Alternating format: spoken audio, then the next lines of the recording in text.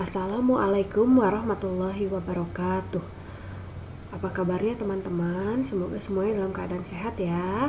Hari ini alhamdulillah kita bisa bertemu kembali dalam pembelajaran tematik. Masih tema 3, subtema 1. Hari ini kita maju ke pembelajaran 3 dan 4. Sebelum kita mulai, ayo teman-teman disiapkan dulu buku tematiknya, tema 3. Nah, seperti biasa, sebelum kita mulai pembelajaran, Ibu akan memberitahukan terlebih dahulu tujuan pembelajarannya ya. Yang pertama, dengan membaca teks bacaan dan berdiskusi, siswa mampu mengidentifikasi manusia dengan interaksi manusia dengan lingkungannya. Yang kedua, dengan mencermati bacaan, siswa mampu mengidentifikasi interaksi manusia dengan lingkungan alam sekitarnya dan lingkungan sosialnya. Yang ketiga, dengan mencermati bacaan, siswa mampu menjelaskan makna keanekaragaman yang tercermin dari cerita yang disajikan. Dan yang terakhir, dengan mengamati gambar iklan media cetak, siswa mampu menyebutkan hal-hal penting dalam iklan media cetak. Ya, sekarang semuanya kita baca bersama-sama teksnya ya. Ayo membaca. Bacalah teks tentang makanan pokok berikut. Makanan merupakan bahan baku utama bagi manusia untuk memproduksi energi dan memenuhi segala nutrisi yang diperlukan tubuh. Ibarat bensin yang sangat vital peranannya bagi kendaraan bermotor, makanan sangat berperan bagi tubuh manusia dalam mempertahankan kelangsungan hidup. Namun, tidak semua jenis makanan yang dikonsumsi dapat memberikan asupan gizi yang baik dan sehat. Makanan yang sehat ialah makanan yang mengandung semua zat gizi yang dibutuhkan oleh tubuh untuk memperoleh energi. Nah, dari teks yang tadi kita baca, dapat diambil kesimpulan bahwa dalam pemenuhan makanan manusia tidak dapat bekerja sendiri ya, itu udah jelas. Karena kalau makanan yang kita makan itu disediakan oleh orang lain, artinya ditanam oleh orang lain, misalnya budidaya padi. Nah, manusia melakukan interaksi sosial dan interaksi dengan lingkungan hidup. Nah, dalam interaksi tersebut, proses apa yang terjadi, siapa saja yang terlibat, lalu proses apa yang termasuk interaksi manusia dengan lingkungannya. Lalu bagaimana dengan interaksi lingkungan sosial? Nah, sebelum kita menjawab pertanyaan-pertanyaan ini, Ibu jelaskan dulu arti interaksi tersebut ya. Yang pertama, interaksi sosial adalah hubungan sosial yang menyangkut hubungan antar individu dengan kelompok, dan kelompok dengan kelompok. Interaksi sosial amat dibutuhkan untuk kebutuhan bersama sebab individu tidak dapat hidup tanpa individu lainnya ya. Jadi, interaksi sosial itu adalah interaksi antar manusia. Bisa seorang manusia dengan seorang manusia yang lain, bisa seorang manusia dengan sekelompok manusia, bisa juga sekelompok manusia dengan kelompok manusia yang lain ya. Sementara interaksi dengan lingkungan hidup merupakan interaksi antara manusia dengan lingkungan yang terbentuk secara alami. Berarti interaksi dengan gunung, sungai, rawa itu adalah contoh-contoh lingkungan alam ya. Jadi kalau lingkungan sosial tadi dengan manusia lagi, kalau lingkungan hidup dengan lingkungan alam. Nah, sekarang kita coba jawab pertanyaannya yang ada di halaman 23.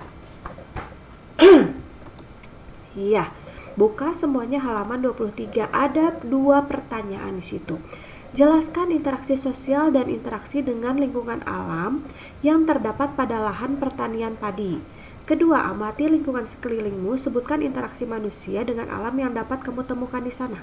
Apakah yang tengah dilakukan manusia? Apa pengaruhnya bagi kegiatan manusia terhadap lingkungan alam? Nah, isinya di sini ya, yang nomor 1. Jadi interaksi sosial yang terjadi pada lahan pertanian ini misalnya pemilik lahan dengan para pekerja. Ibu sudah katakan tadi kalau interaksi sosial itu adalah manusia dengan manusia, berarti antara pemilik lahan dengan pekerja atau antara pekerja yang satu dengan pekerja yang lain. Sementara lingkungan alamnya adalah dengan antara manusia dengan tanah atau dengan sawah ya. Sekarang yang nomor 2. Nih, misalnya interaksi manusia yang Ibu berikan contoh adalah penebangan hutan. Kalau penebangan hutan dilakukan sembarangan, maka lingkungan alamnya akan menjadi rusak dan menimbulkan kerugian bagi manusia. Iya, kita lanjutkan. Nah, ternyata menarik untuk dicermati bahwa hubungan timbal balik dan saling memengaruhi antara manusia dengan lingkungan hidupnya itu menarik untuk diamati ya. Bersama dengan teman sekelompokmu, coba diskusikan interaksi yang terjadi di lingkungan sekitarmu.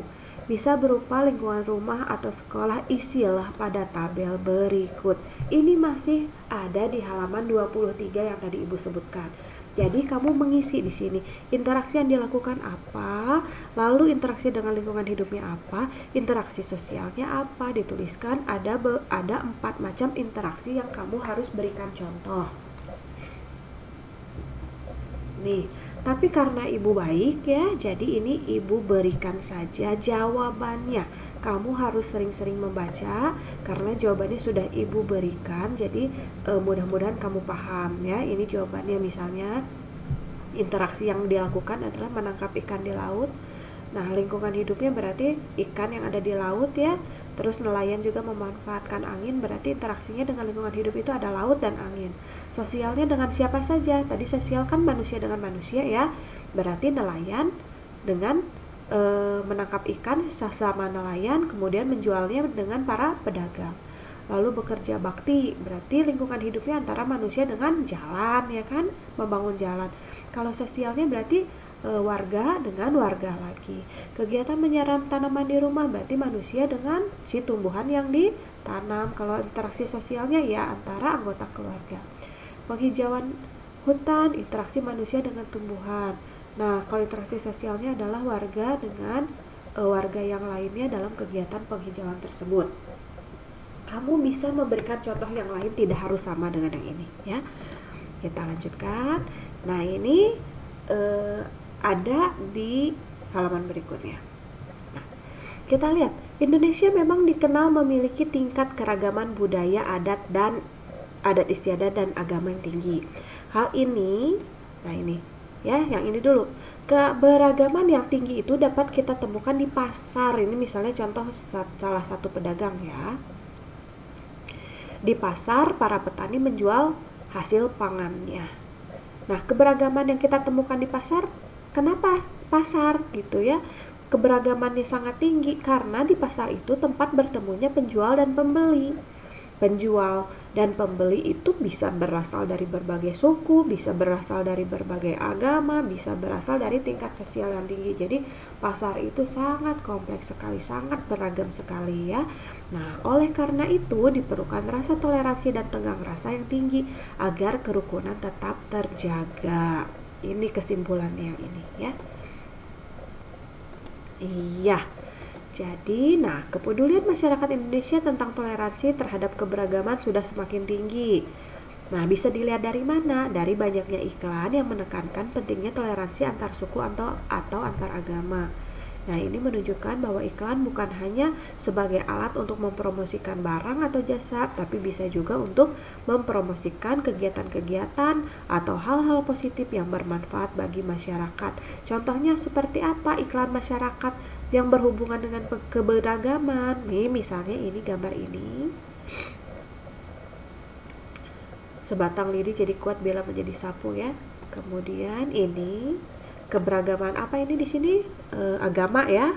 Bukan, suku bangsa keberagaman. Kita lihat halaman 31 ada gambar yang tadi. Ada gambar yang tadi ya. 2 buah iklan tadi. Nah, coba kita lihat pertanyaannya. Apakah gambar tadi sesuai dengan pesan yang disampaikan iklan enggak? Apakah gambarnya cukup menarik?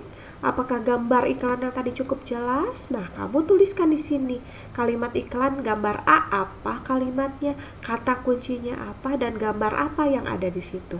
Iklan B juga sama, yaitu kalimat yang ada di situnya apa ditulis di sini, kata-kata kuncinya apa tulis di sini, dan itu ada gambar apa saja tulis di sini. Ini gambar yang tadi ya, yang ini iklan yang ini tadi. Nah, iklan yang ini tadi ya.